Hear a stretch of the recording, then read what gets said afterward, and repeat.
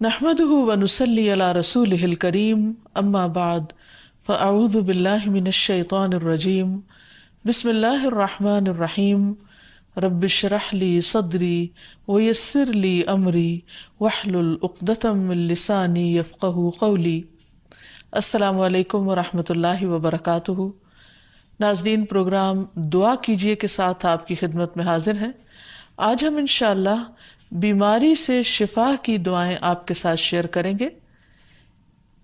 صحت اور بیماری انسانی زندگی کے ساتھ ساتھ ہیں۔ انسان کی زندگی کے کوئی بھی 2 دن ایک جیسے نہیں ہوتے۔ آج اگر انسان خوش ہے تو کل اداس ہوگا، اگر آج وہ اپنے جسم میں قوت محسوس کر رہا ہے تو کل بیمار ہو سکتا ہے۔ انسان کے اوپر دن میں بھی کئی بار مختلف طرح کی کیفیات گزرتی ہیں۔ کبھی انسان روحانی طور پر، جذباتی طور پر بیمار ہوتا ہے اور کبھی انسان جسمانی طور پر بیمار ہو جاتا ہے۔ بیماری کی کیفیت صحت کی کیفیت سے مختلف ہوتی ہے اور ہر انسان اس کو محسوس کر سکتا ہے۔ ایسی صورت میں انسان کو دوا کے ساتھ ساتھ اللہ سبحانہ و تعالیٰ کی طرف رجوع کرنا چاہیے اور اپنے لیے خوب خوب دعائیں کرنی چاہیے۔ بعض اوقات بیمار خود اپنے لیے دعا نہیں کر سکتا تو بیمار کی عیادت کرنے والے اور بیمار کو دیکھنے والے، اس کے دوست، رشتہ دار، عزیز، اقربا اور ایون ہسپتال کا عملہ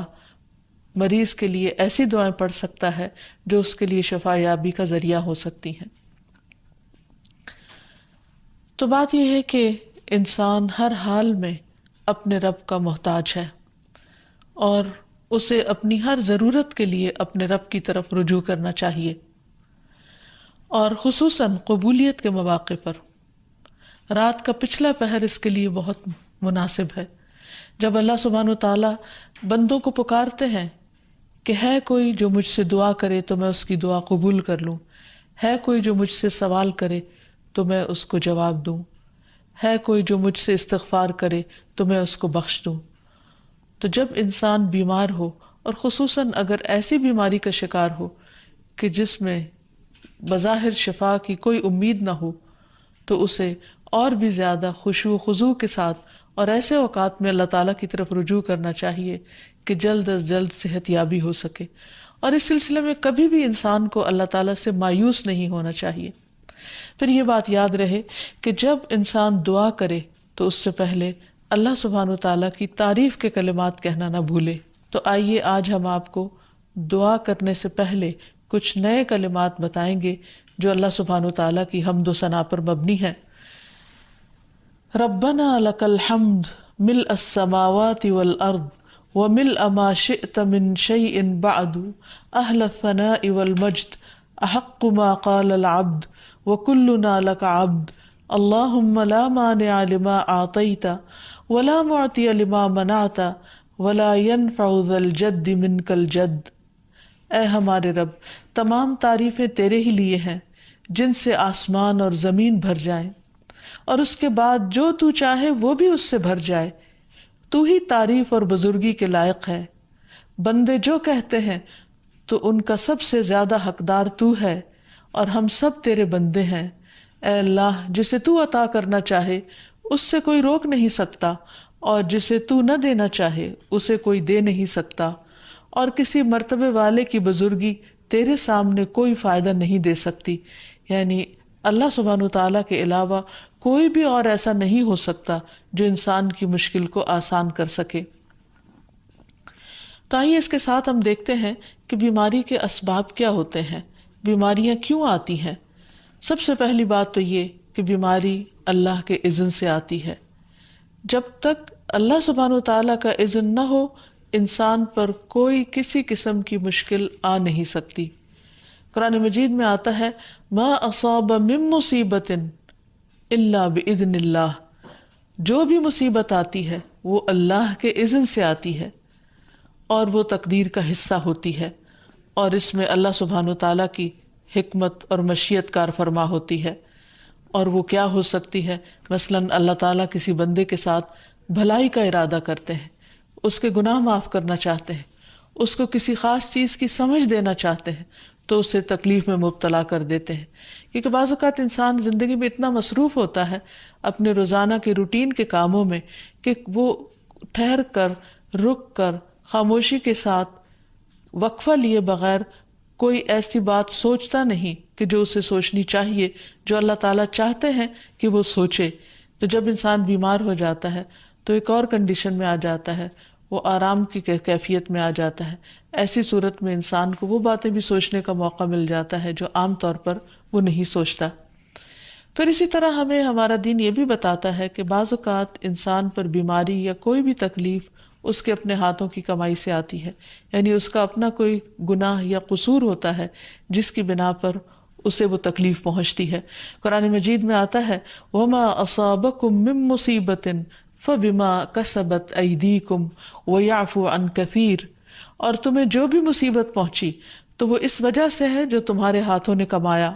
اور وہ بہت سی چیزوں سے درگزر کر جاتا ہے. اسی طرح بعض اوقات انسان کی بیماریاں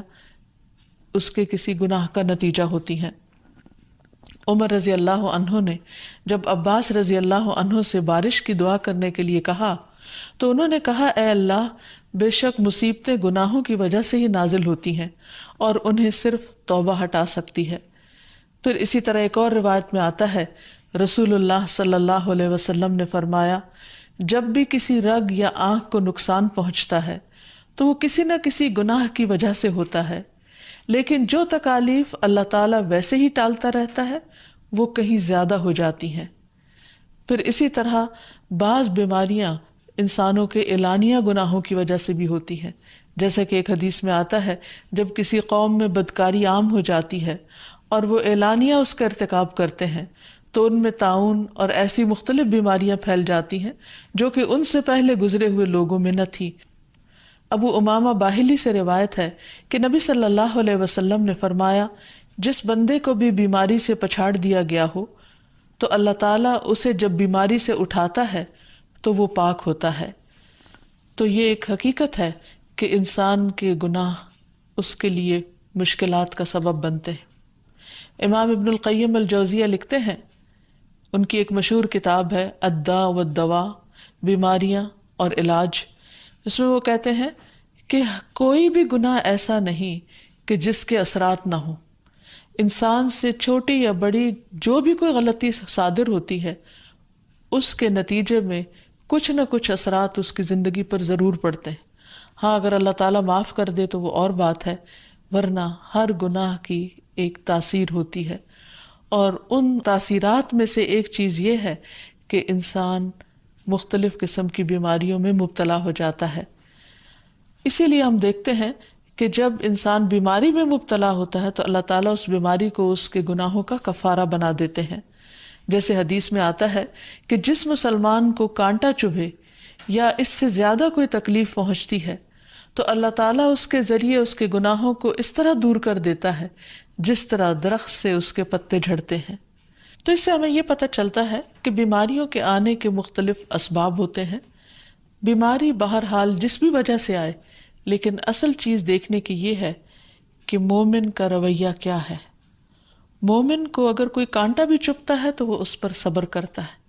اس لیے بیماری یا تکلیف کے آنے پر انسان کو اللہ سے راضی رہنا چاہیے، شکوہ نہیں کرنا چاہیے، کیونکہ جو اللہ سے راضی ہو جاتا ہے کسی آزمائش پر، اللہ تعالیٰ بھی اس سے راضی ہو جاتا ہے. پھر اسی طرح اللہ تعالیٰ کا شکر ادا کرنا چاہیے، کیونکہ بیماری اس سے زیادہ شدید بھی ہو سکتی تھی. لہٰذا انسان کو اللہ تعالیٰ جس حال میں رکھے انسان اس پر شکر گزار رہے. پھر یہ کہ انسان کسی بھی بیماری میں کسی بھی قسم کی ہو اور زندگی کے کسی بھی حصے میں ہو اس میں مایوس نہ ہو، پر امید رہے کہ بیماری دور ہو جائے گی. پھر اسی طرح اگر بیماری طول پکڑ جائے تو انسان کو گھبرانا نہیں چاہیے، کیونکہ ہر گزرنے والا لمحہ انسان کے درجات میں اضافے کا سبب بنتا ہے اور اس کے گناہ مسلسل جھڑتے چلے جاتے ہیں حتیٰ کہ انسان بالکل پاک صاف ہو جاتا ہے. پھر اسی طرح انسان کو بیماری کی حالت میں دوسروں سے شکوے شکایات نہیں کرنی چاہیے، کیونکہ بیماری اللہ کے اذن سے آتی ہے، اور جب انسان ہر ایک کے آگے رونے لگتا ہے تو گویا وہ اللہ تعالیٰ کا شکوہ کر رہا ہوتا ہے، جو چیز اللہ تعالیٰ کو پسند نہیں. پھر اسی طرح منہ سے برے الفاظ نہیں نکالنے چاہیے، بیماریوں کو کوسنا نہیں چاہیے، اور پھر ایسے الفاظ نہیں ادا کرنے چاہیے کہ مجھے لگتا ہے کہ اس بیماری میں میری زندگی چلی جائے گی، یا یہ کہ کسی مریض کی عیادت کے لیے جا کر اس کو اس قسم کی بات نہیں کرنی چاہیے، خواہ کتنی ہی خطرناک بیماری کیوں نہ ہو، ہمیشہ اسے امید دلانے چاہیے، کیونکہ مایوسی کے الفاظ اور برے بھلے اور منفی قسم کی باتیں اللہ تعالیٰ کو پسند نہیں، اور انسان ویسے بھی جیسے سوچتا ہے پھر اس کے ایکشن اس کے مطابق ہونے لگتے ہیں۔ اب یہ ہے کہ انسان بیماری میں دوا ضرور کرے، کیونکہ حدیث میں آتا ہے کہ اللہ تعالیٰ نے کوئی بیماری ایسی نہیں اتاری جس کے لیے دوا نہ اتاری ہو۔ ہاں، جسے معلوم ہو اسے معلوم ہوتا ہے، اور جسے نہیں معلوم ہوتا اسے نہیں معلوم ہوتا۔ بعض اوقات اللہ تعالیٰ ڈاکٹر کے دل میں ڈال دیتا ہے اور اس کا علاج اس کو سمجھ میں آ جاتا ہے، اور بعض اوقات وہ بیماری لا علاج ہوتی ہے، حالانکہ اس کا علاج موجود ہوتا ہے مگر کسی کو بھی علاج سمجھ میں نہیں آتا۔ بہرحال نوعیت کچھ بھی ہو تو علاج ضرور کراتے رہنا چاہیے، اور کبھی مایوس نہیں ہونا چاہیے کہ اس بیماری کا علاج ہو نہیں سکتا، نہیں، ایک کے بعد ایک کوشش انسان کرتا رہے، اور جب اللہ کا اذن ہوگا بیماری دور ہو جائے گی۔ اور اس کے ساتھ ساتھ انسان یہ بھی یقین رکھے کہ شفا اللہ کے ہاتھ میں ہے، کسی ڈاکٹر کے ہاتھ میں نہیں، کسی انسان کے ہاتھ میں نہیں، کیونکہ جب تک اللہ کا اذن نہ ہو شفا نہیں ہو سکتی، خواہ کوئی کتنا بھی بڑا ڈاکٹر کیوں نہ ہو۔ اسی لیے نبی صلی اللہ علیہ وسلم کی دعاؤں کے آخر میں آتا ہے کہ لا شفا الا شفاؤک، کوئی شفا نہیں مگر تیری ہی شفا، یعنی جو اللہ سبحانہ وتعالیٰ اپنے بندے کو شفا عطا کرے۔ پھر اسی طرح یہ ہے کہ حضرت ابراہیم علیہ السلام نے اللہ سبحانہ وتعالیٰ کے بارے میں فرمایا تھا کہ وَإِذَا مَرِضْتُ فَهُوَ يَشْفِينِ، کہ جب میں بیمار ہوتا ہوں تو وہی مجھے شفا دیتا ہے، یعنی اللہ تعالیٰ ہی اس بیماری کو دور کرتا ہے۔ اسی طرح ایک اور روایت سے بھی پتہ چلتا ہے کہ شفا دراصل اللہ سبحانہ وتعالیٰ کے ہاتھ میں ہے۔ حضرت عائشہ سے مروی ہے کہ رسول اللہ صلی اللہ علیہ وسلم دم کیا کرتے تھے اور یہ دعا پڑھتے تھے، امسح البأس رب الناس بیدک الشفاء لا یکشف الکرب الا انت، اے لوگوں کے رب تکلیف کو دور کر دے، تیرے ہی ہاتھ میں شفا ہے، تیرے سوا اس کو دور کرنے والا اور کوئی بھی نہیں۔ پھر اسی طرح انسان جب کسی بیمار کی عادت کے لیے جائے تو اس پر بھی دعا پڑھے اور اس کے لیے دعا کرے۔ رسول اللہ صلی اللہ علیہ وسلم نے فرمایا، جو مسلمان کسی ایسے بیمار کی عیادت کے لیے اس کے پاس آئے جس کی موت کا وقت قریب نہ آیا ہو اور 7 مرتبہ یہ پڑھے، اسأل اللہ العظیم رب العرش العظیم ان یشفی فلانا من وجعہ،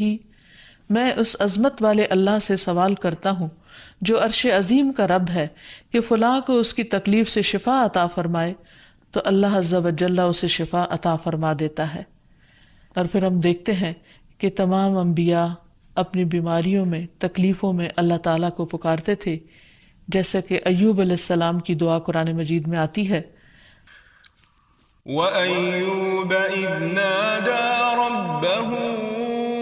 أَنِّي مَسَّنِيَ الضُّرُّ وَأَنْتَ أَرْحَمُ الرَّاحِمِينَ فَاسْتَجَبْنَا لَهُ فَكَشَفْنَا مَا بِهِ مِنْ ضُرٍّ وَآتَيْنَاهُ أَهْلَهُ وَمِثْلَهُمْ معهم رحمة من عندنا وذكرى للعابدين۔ اور ایوب جب اس نے اپنے رب کو پکارا کہ بے شک مجھے تکلیف پہنچی ہے اور تو رحم کرنے والوں میں سب سے زیادہ رحم کرنے والا ہے، تو ہم نے اس کی دعا قبول کر لی، پس اسے جو بھی تکلیف تھی اسے دور کر دیا، اور اسے اس کے گھر والے اور ان کے ساتھ ان کی مثل اور عطا کر دیے، اپنے پاس سے رحمت کے لیے اور ان لوگوں کی یاد دہانی کے لیے جو عبادت کرنے والے ہیں۔ اسی طرح رسول اللہ صلی اللہ علیہ وسلم نے ایک اور موقع پر ایک صحابی عثمان بن ابی عاص الثقفی کو ایک دعا سکھائی۔ جب وہ نبی صلی اللہ علیہ وسلم کے پاس حاضر ہوئے، وہ کہتے ہیں مجھے اتنی تکلیف تھی کہ قریب تھا کہ وہ مجھے ہلاک کر دیتی، تو نبی صلی اللہ علیہ وسلم نے مجھے فرمایا اس درد کی جگہ پر اپنا دایاں ہاتھ رکھو اور 7 مرتبہ کہو بسم اللہ اعوذ بعزت اللہ وقدرتہ من شر ما اجد واحاذر، اللہ کے نام کے ساتھ میں پناہ مانگتا ہوں اللہ کی عزت کی اور اس کی قدرت کی اس شر سے جو میں محسوس کرتا ہوں، یعنی اس تکلیف سے بچنے کے لیے جو مجھے محسوس ہو رہی ہے اور جس سے میں خوف محسوس کرتا ہوں۔ عثمان کہتے ہیں کہ جب میں نے یہ پڑھا تو اللہ سبحانہ وتعالیٰ نے مجھے شفا عطا کر دی۔ پھر اسی طرح ہر بیماری سے شفا کی دعا نبی صلی اللہ علیہ وسلم نے سکھائی۔ عبداللہ بن عباس سے مروی ہے کہ نبی اکرم صلی اللہ علیہ وسلم نے فرمایا، جب کوئی شخص کسی ایسے مریض کی عیادت کرے جس کی موت کا وقت ابھی قریب نہ آیا ہو اور اس کے پاس 7 مرتبہ یہ دعا پڑھے، اسأل اللہ العظیم رب العرش العظیم ان یشفیک، میں عظمت والے اللہ جو عرش عظیم کا رب ہے اس سے دعا کرتا ہوں کہ وہ تمہیں شفا عطا کرے، تو اللہ تعالیٰ اسے اس مرض سے شفا عطا کر دے گا۔ پھر اسی طرح نبی صلی اللہ علیہ وسلم اگر کسی کو کوئی پھوڑا بنسی ہوتی تو اپنے لعاب دہن کے ساتھ زمین کی مٹی تھوڑی سی لے کر اس درد تکلیف والی جگہ پر لگاتے تو اس سے بھی شفا ہوتی۔ حضرت عائشہ کہتی ہیں کہ جب کسی انسان کے عضو میں کوئی تکلیف ہوتی، پھوڑا یا زخم ہوتا، تو نبی صلی اللہ علیہ وسلم اپنی انگلی اس طرح رکھتے، اور سفیان جو راوی ہیں انہوں نے اپنی شہادت کی انگلی زمین پر رکھی، پھر اسے اٹھا کر فرمایا بسم اللہ تربت اردنا بریقت بعدنا لیشفى به سقیمنا باذن ربنا، اللہ کے نام کے ساتھ ہماری زمین کی مٹی ہمارے رب کے حکم سے ہم میں سے بعض کے تھوک کے ساتھ ہمارے بیمار کو شفا دی جائے۔ یعنی لعاب دہن کا اپنا ایک اثر ہوتا ہے، اور لعاب دہن جو ہے ایک طرح سے دوا کا کام کرتا ہے، اور اللہ کا نام لے کر جب لعاب دہن لگایا جائے تو شفا ہوتی ہے۔ جیسے کہ ایک اور موقع پر نبی صلی اللہ علیہ وسلم نے ایک جلے ہوئے مریض کے اوپر یہی دعا پڑھ کر لعاب دہن لگایا تو اللہ تعالیٰ نے اس مریض کو شفا یاب کر دیا، اور وہ دعا تھی اذہب البأس رب الناس واشف انت الشافی لا شفاء الا شفاؤک شفاء لا یغادر سقما۔ پھر اسی طرح ایک موقع پر ایک قبیلے کے سردار کو جب بچھو نے کاٹ لیا اور اس کے جسم میں زہر پھیل گیا تو ایک صحابی نے سورۃ الفاتحہ پڑھ کر اس پر دم کیا تو اس سے اس کو شفا ہو گئی، اور یہ بات جب نبی صلی اللہ علیہ وسلم کو بتائی گئی تو آپ اس پر خوش ہوئے۔ اور سورۃ فاتحہ سب لوگوں کو آتی ہے، اسی لیے اس کا نام سورۃ الشفا بھی ہے، کیونکہ یہ بیماری میں بطور علاج پڑھی جاتی ہے مریض پر، مریض خود بھی پڑھ سکتا ہے اور اس کے اٹینڈنٹس بھی اس پر پڑھ سکتے ہیں۔ حضرت علی رضی اللہ تعالیٰ عنہ کہتے ہیں کہ نبی صلی اللہ علیہ وسلم کو بچھو نے ڈس لیا اور آپ نماز پڑھ رہے تھے۔ جب آپ نماز سے فارغ ہوئے تو آپ نے فرمایا اللہ تعالیٰ بچھو پر لعنت کرے، یہ نہ نمازی کو چھوڑتا ہے نہ کسی اور کو۔ پھر آپ نے پانی اور نمک منگوایا، آپ اس پر ملتے جا رہے تھے اور یہ صورتیں پڑھ رہے تھے قل یا ایھا الکافرون وقل اعوذ برب الفلق اور قل اعوذ برب الناس، تو یہ بھی ایسے مواقع پر پڑھی جا سکتی ہیں۔ پھر اسی طرح یہ ہے کہ اگر کسی بھی دوا یا دعا سے مریض صحت یاب نہ ہو رہا ہو، اس کی تکلیف کم نہ ہو رہی ہو، تو بھی موت نہیں مانگنی چاہیے، کیونکہ مومن کے لیے زندگی ایک بہت بڑی نعمت ہے۔ وہ جس بھی حال میں گزرے، بہرحال وہ اسے آخرت کمانے کا ذریعہ بنا سکتا ہے۔ یعنی اگر وہ تکلیف میں اس کی زندگی گزر رہی ہے اور اس پر وہ صبر کر رہا ہے اور اللہ کو یاد کر رہا ہے تو اس کے بے پناہ درجات بلند ہونے کا ذریعہ ہے۔ یعنی یہ بیماری اس کے لیے بلندی درجات کا ذریعہ بن جاتی ہے، اس لیے کبھی بھی موت نہیں مانگنی چاہیے۔ ہاں اگر تکلیف حد سے بڑھ جائے تو انسان یہ دعا مانگ سکتا ہے اللہم احینی ما کانت الحیات خیرا لی وتوفنی اذا کانت الوفات خیرا لی، اے اللہ جب تک میرے لیے زندگی بہتر ہو مجھے زندہ رکھ، اور جب میرے لیے وفات بہتر ہو تو مجھے وفات دے دے۔ تو اللہ تعالیٰ سے دعا ہے کہ اللہ تعالیٰ تمام بیماروں کو صحت اور شفا عطا فرمائے، اور ہمیں بیماری اور آزمائش کے موقع پر اپنی طرف رجوع کرنے کی توفیق دے، اور ہر طرح کے شرک اور ایسے کاموں سے بچائے جو اس کو ناراض کرنے والے ہیں۔ وآخر دعوانا ان الحمد للہ رب العالمین۔